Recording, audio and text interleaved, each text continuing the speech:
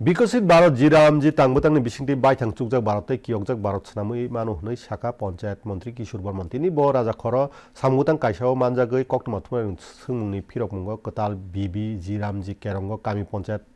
रग বাইথাং চুকজাক गानो हनै साका ताइ कामी रग বাইথাং चुकजाक खेनो हाक्तर বাইথাं चुकजाक ngै मानो हनै ब साका पतेबो साका अ केरंग मै कामिओ तंसुकनै खुरुमपुइ तियार खलाई मानानो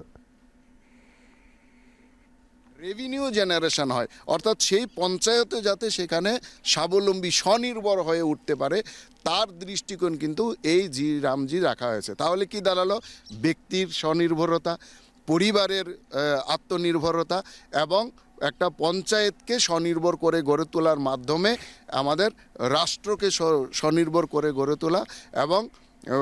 বিকশিত ভারত গঠনের মোদিজির যে স্বপ্ন, সেই স্বপ্ন কিন্তু ব্যক্তি থেকে শুরু করে রাষ্ট্র পর্যন্ত একদম ধারাবাহিকভাবে সেই পরিকল্পনা নেওয়া হয়।